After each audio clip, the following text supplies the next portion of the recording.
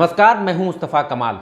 VBCN IBN TV में आप तमाम दर्शकों का स्वागत है। अब चलते हैं खबरों की ओर। आज की प्रमुख खबरें विस्तार से। बिहार के मुख्यमंत्री ने द ड्रीम ऑफ रेवोल्यूशन पुस्तक का विमोचन किया। मौके पर मुख्यमंत्री ने पुस्तक के लेखक सुजाता प्रसाद को धन्यवाद दिया। मुख्यमंत्री ने कहा कि उन्होंने जेपी के विषय पर पुस्तक लिखी है, जिसमें कि जेपी के विचारों का वर्णन किया गया है। उन्होंने बताया कि सुजाता के पिता ने इस पुस्तक को लिखने का कार्य प्रारंभ किया था, लेकिन किसी कारण कार्य वह पूरा न कर सके, जिसके बाद इस कार्य को सुजाता प्रसाद ने पूरा किया। वह बधाई के पात्र हैं।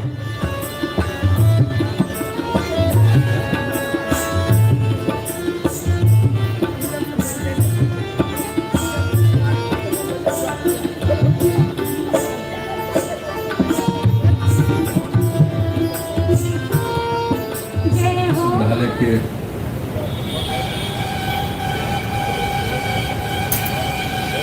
सर्वे सर्वा जनाब डॉक्टर रजी अहमद साहब, आज जिस पुस्तक का विमोचन हुआ उसकी लेखिका श्रीमती सुजाता प्रसाद जी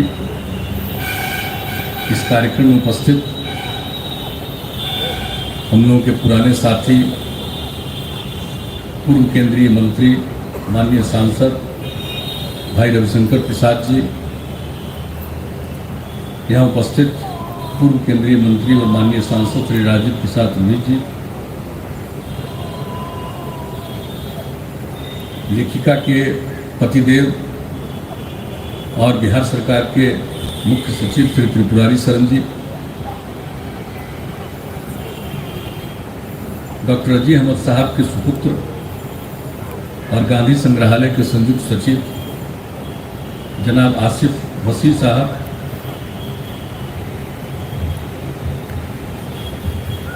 प्रसिद्ध हृदय रोग विशेषज्ञ अजीत प्रधान जी, जेपी के विचारों से प्रभावित यहाँ उपस्थित सभी महानुभावगण, सभी विशिष्ट अतिथिगण, प्रिंट एवं इलेक्ट्रॉनिक मीडिया के सभी पत्रकार मित्रों, छायाकार बंधुओं और इस कार्यक्रम में उपस्थित बहनों एवं भाइयों, मैं सबसे पहले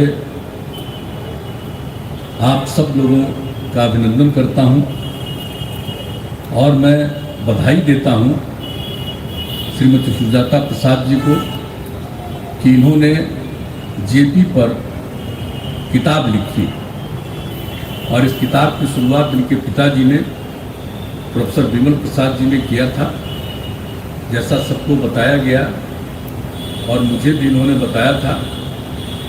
उन्होंने किताब लिखना शुरू किया, वो काम पूरा नहीं हो सका, तो इन्होंने उस काम को पूरा किया और उसके बारे में संक्षेप में कई बातों की चर्चा सुजाता जी ने की है। मैं उनको बधाई देता हूँ। ये बहुत अच्छा काम किया है। जेपी के ऊपर आप लोगों ने शुरू से लेकर के उनके जीवन भर का, उनके काम के बारे में आपने पुस्तक लिखी। हम इसको बधाई देते हैं। और इनके पिताजी के बारे में तो सारी बातें कही गई।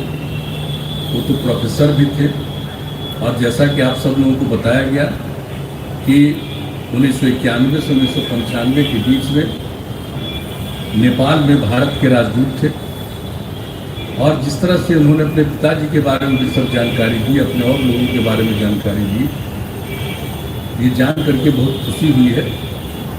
और जेपी के बारे में जितनी बातें कही, एक बात हम आप लोगों को बता देना चाहते हैं कि भाई हम लोगों का जो कुछ भी आज जो राजनीति में है, तो आखिरकार जो हम लोग छात्र जीवन में थे और उसके बाद जो शुरू हुआ यहाँ पर मूवमेंट, छात्र आंदोलन शुरू हुआ, यहाँ पर हमारे रविशंकर जी भी बैठे हुए हैं, अनेक लोग, ये सब जो शुरू किया हम लोगों ने वहाँ पर काम शुरू किया और उसी समय सबकी इच्छा थी कि भाई जेपी को कहा जाए कि वही नेतृत्व करे, वही सही दिशा में कोई काम कर सकते हैं। हम लोग सब मिलकर के उनको आग्रह किया और उन्होंने स्वीकार कर लिया और फिर जो बातें उन्होंने कही उसी को हम लोगों ने स्वीकार किया और उसके बाद से वो जेपी मूवमेंट के रूप में जाना जाता है।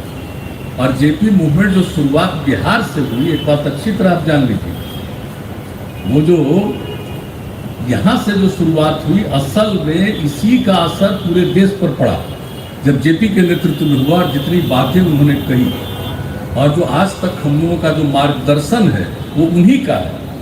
एक एक चीज को हम लोगों ने ध्यान में रखा और आगे जब भी आज काम करने का मौका बिहार के लोगों ने दिया तो हम लोग उन्हीं सब बातों को ध्यान में रख करके उसको पूरा करने की कोशिश करते हैं। तो हर तरह से जो कुछ भी पूरा काम, और जैसा कि आप लोगों ने बताया, वो तो प्रभावित हुए थे जो पढ़ने गए थे अमेरिका में और वहाँ से तो कम्युनिज्म का असर पड़ा, लेकिन उसके बाद जो यहाँ पर आए और बहुत दिनों तक उन पर असर था, लेकिन धीरे धीरे जो यहाँ के देश की स्थिति को देखते हुए वो समाजवादी हुए और सब समाजवादियों के साथ मिल करके और उनका नेतृत्व करके उन्होंने जो देश में काम किया।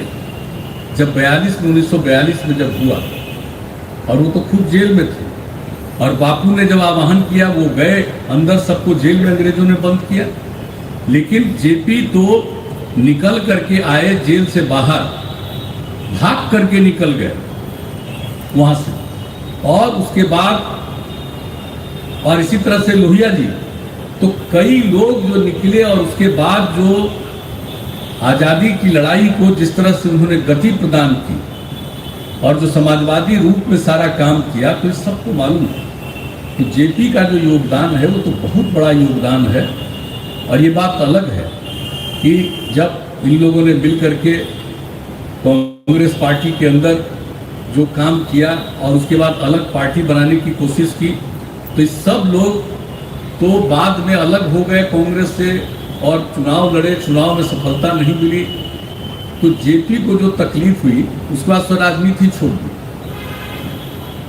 तो बहुत कुछ बातों की चर्चा आपने की है और ये सही बात है, लेकिन जो जेपी के विचार उसको देखते हुए और जिस तरह से जो बात थी 1974 से जो फिर उन्होंने जो काम किया, जो जेपी मूवमेंट कहलाता है और जिस तरह से देश भर में फैला, तो आप जानते हैं कि जेपी को तो फिर इतने दिनों के बाद फिर से राजनीतिक रूप उनका सामने आया और जिस तरह से और कैसे पूरा जीत गया। कांग्रेस पहली बार हारी, लेकिन ये बात अलग है कि उनके ही दबाव में 4 पार्टियां जो मिल गई जिसमें परस्पर विरोध था, लेकिन फिर भी मिलकर के कुछ दिन काम किया, बाद में वो टूट गया, अलग हुए, ये अलग बात है। और जेपी की जो तबीयत खराब हो गई और जेपी रहे नहीं, तो एक अलग बात है, लेकिन उनकी बात को सुन करके और जो उनका विचार है उसी को ध्यान में रख करके हम लोग सारा का सारा काम करते रहते हैं।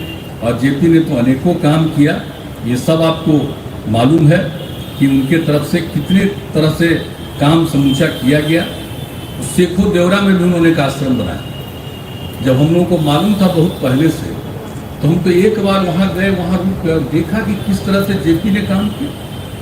जब वो राजनीति छोड़ करके वो इन सब चीज़ों का काम कर रहे थे, तो वहाँ पता चला कि किस तरह से वो खुद कहाँ से कोई सामान ला करके उसका निर्माण करा रहे थे। एक एक चीज के बारे में जो जानकारी मिली थी, तो जेपी का तो भाई अद्भुत भूमिका उनकी रही।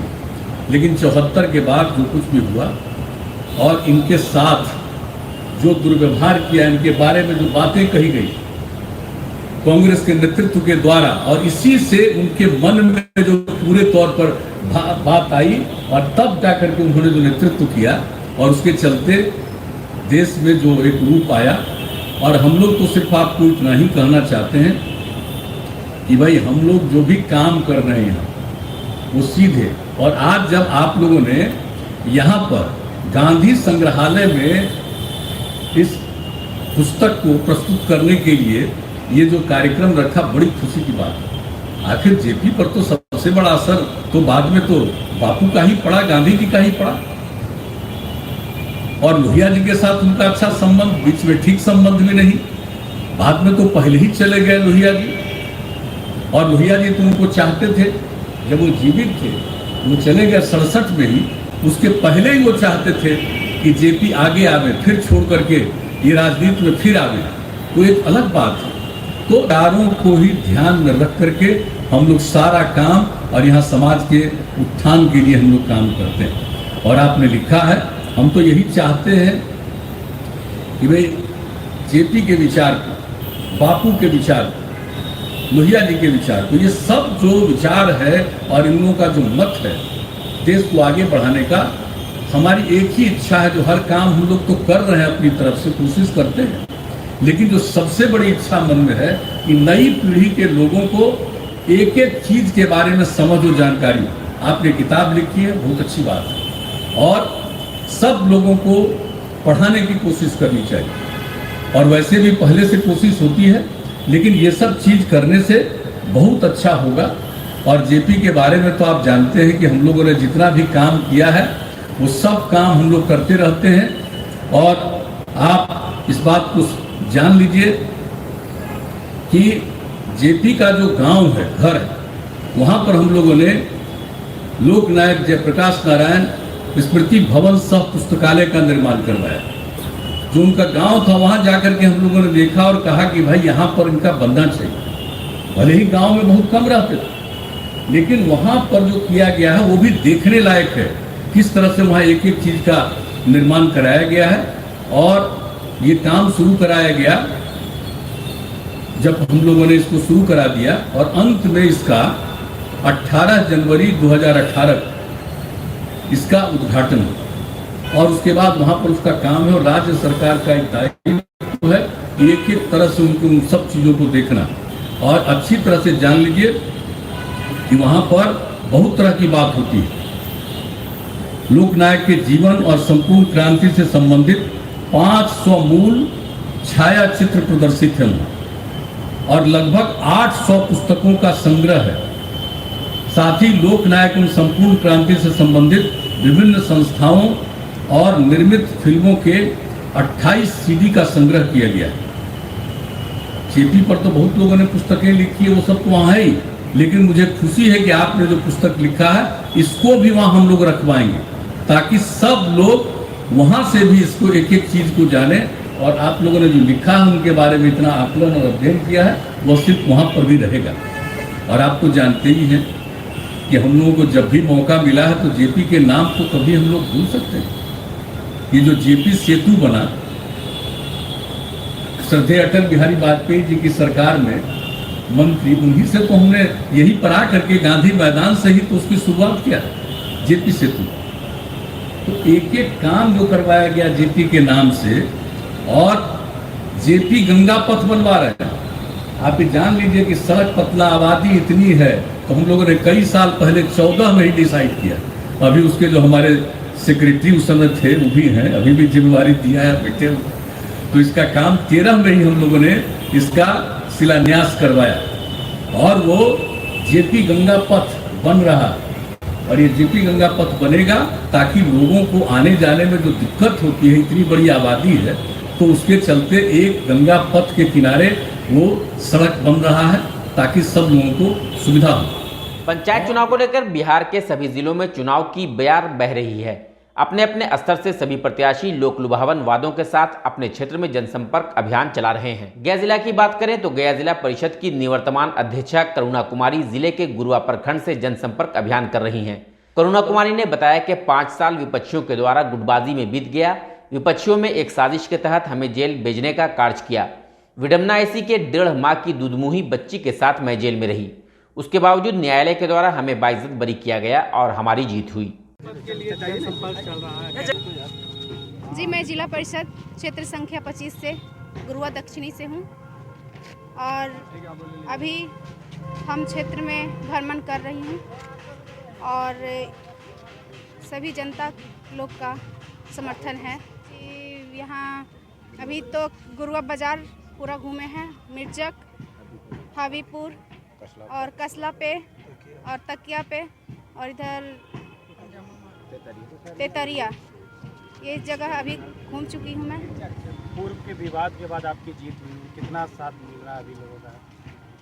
साथ तो मिल रहा है, जनता की भारी अपार सम्मान मिल रहा है हमें। ये चीज़ हम अभी नहीं बता सकते हैं कि विरोधी क्या करेंगे नहीं करेंगे, वो अपने अपनी मानसिकता है। मैं चाहती हूँ जनता जो हमारे साथ हैं, मैं सभी को तहे दिल से धन्यवाद देती हूँ। और जिस प्रकार से आपने अभी सवाल किया कि कौन कौन सा जगह आपने भ्रमण किया, तो हम सभी ग्रामीण जनता या फिर जो भी यहाँ पर लोग इकट्ठा हुए हैं, तमाम पंचायत, जो 8 पंचायत है, 8 पंचायत में हर जगह हम लोगों ने घूम लिया है। और मुझे तो नहीं लगता है कि हमारा किसी से, हम क्या बोलते हैं उसे, मुकाबला है किसी से। हम खुद पूर्ण बहुमत में हैं और इस बार भी हम लोग चुनाव जीतेंगे, मुझे ये पूर्ण विश्वास है। साथ साथ जो कार्य की बात है, तो इनके द्वारा जो भी कार्य किया गया है, चाहे नली का हो, गली का हो, स्वास्थ्य संबंधी कोई कार्य हो, चापाकल का हो, पेयजल का हो, सारा व्यवस्था इन्होंने बहुत अच्छे ढंग से किया है। और मुझे उम्मीद है कि नेक्स्ट जो अगला जो जीत कर जो आएंगी और खुद स्वयं चेयरमैन बनेंगी, तो मुझे उम्मीद है कि तमाम गयावासियों को भी इनसे लाभ मिलेगा। गया में एक शख्स को मुखिया पद से चुनाव जीतना महंगा पड़ गया।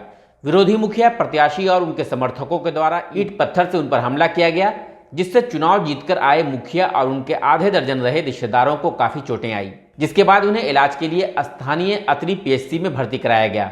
दरअसल मोहरा प्रखंड के गहलौर पंचायत के मुखिया ठाकुर रंजीत सिंह इस बार फिर से चुनाव जीत गए और जीत की खुशी में घर के बाहर ही पूजा का कार्यक्रम चल रहा था। इसी दौरान हार का मुंह दिखे मुखिया प्रत्याशी और उनके समर्थक ने अचानक आधम के और जीते हुए मुखिया, उनके परिजन सहित समर्थकों पर ईंट पत्थर से हमला कर दिया, जिसके कारण आधा दर्जन से ज्यादा लोग घायल हो गए, जिनका इलाज स्थानीय पीएचसी में किया जा रहा है। हम भी हैं, घायल हमारी बेटी है। आप क्या है अभी जी जीते कौन से? अभी कल हम जीते हुए प्रत्याशी मुखिया पद पर हम जीते हैं चुनाव। कौन सा पंचायत है आपका? गहलौर पंचायत। नाम ठाकुर राणा रंजीत। घायल कौन है आपका? घायल हम है, हमारी बेटी है, हमारे चचेरे भाई परमेंद्र सिंह है, हमारा चचेरे भाई का लड़का है रिशांत कुमार है, और हमारे एक गांव के भतीजा है रोशन कुमार है, एक बालचन मांझी भी बैठे हुए थे, उन्हें भी ढेला लग गया है। और हैं, और कौन कौन है, अशोक सिंह है, हमारे गांव के भाई हैं, वो भी हमारे पास बैठे हुए थे। सब लोग मतलब वो भी काफी घायल हैं। कुल कितना घायल नहीं पता है आपको? कुल लगभग तो दर्जनों घायल हैं। हम तो अभी हॉस्पिटल में डॉक्टर साहब से सलाह लेने आए, तो बोले कि आपको तो गया जाना जरूरी है, आपका माथा फटा नहीं है, बहुत जोर से सूजा हुआ है। सबका इलाज तो अभी अतरी में, ये एपीसी है, क्या है, एपीसी अतरी में ही चल रहा है। पुलिस प्रशासन से मदद मिला है? पुलिस ऐन मौके पर पहुंची और पुलिस हम लोग की मदद में खड़ी है। सोमवार को गया सिविल कोर्ट परिसर में अंतर्राष्ट्रीय बालिका दिवस के मौके पर सचिव जिला विधिक सेवा प्राधिकार गया अंजू सिंह के निर्देशन में डाक विभाग के द्वारा सुकन्या समृद्धि योजना का खाता खोलने के लिए कैंप लगाया गया। अंतर्राष्ट्रीय बालिका दिवस पर प्रकाश डालते हुए सचिव ने कहा कि अंतर्राष्ट्रीय बालिका दिवस मनाने के पीछे उद्देश्य है कि दुनिया भर की बालिकाओं की आवाज को सशक्त करना, साथ ही साथ महिलाओं के सामने आने वाली चुनौतियों और उनके अधिकार के संरक्षण के बारे में उनके अंदर जागरूकता पैदा करना, यही कार्यक्रम का मकसद है। अंतर्राष्ट्रीय बाल दिवस उस पर क्या है? ये अंतर्राष्ट्रीय बालिका दिवस है। अंतर्राष्ट्रीय बालिका दिवस हमें ये मनाने की ज़रूरत क्यों पड़ी? इसलिए कि न केवल भारत में बल्कि पूरे विश्व में लड़कियों की जो स्थिति है वो हमारे भारत जैसी ही है, इसलिए ये अंतर्राष्ट्रीय दिवस मनाया जा रहा है। लेकिन हमें ये चाहिए, इसको हम किस तरह से दूर कर सकते हैं, वो हम अपनी बेटियों को सुशिक्षित करके ही इनको इस मुकाम पर ला सकते हैं कि ये केवल ये एक स्पेशल डे ही ना हो, पूरा वर्ष हर दिन इन्हीं का हो। Thank you. मगध विश्वविद्यालय शिक्षा विभाग बीएड सत्र 2020-22 की प्रशिक्षु शिक्षिकाओं ने पर्यवेक्षक मुनीरा जबीन के नेतृत्व में अनुग्रह कन्या मध्य विद्यालय में एनुअल फंक्शन का आगाज किया। साथ ही पूरे सप्ताह में हुए विभिन्न प्रकार की प्रतियोगिताओं में कामयाब प्रतिभागियों को पुरस्कृत किया गया, जिसमें प्रधानाचार्य महोदय ने बच्चों की सहभागिता और जोश की खूब सराहना की। साथ ही साथ शिक्षकों के द्वारा छात्रों को पुरस्कार भी दिया गया। मौके पर छात्राओं ने विभिन्न कार्यक्रम का प्रदर्शन किया।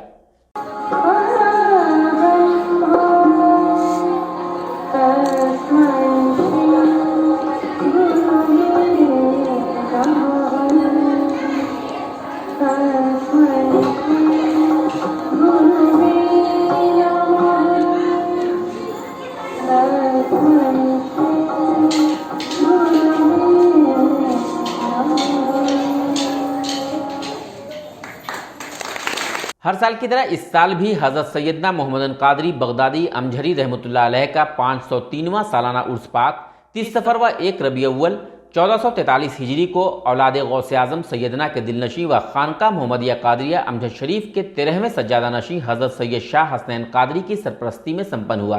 मौके पर सज्जादा खानका मोहम्मदिया कादरिया अमजद शरीफ हजरत सैयद शाह हसनैन कादरी के दस्ते मुबारक से हजरत सैयदना पाक अमजहरी रहमतुल्लाह अलैह के आस्थाने पर चादरपोशी की रस्म अदा की गई, जिसमें सैकड़ों मुरीदान व अक़ीदतमंदों ने शिरकत की। मौके पर जलसा सीरत पाक का भी आयोजन किया गया, जिसमें देश के कई उलमा और नातख़्वां शामिल होकर सैयदना पाक की जीवनी पर प्रकाश डाला।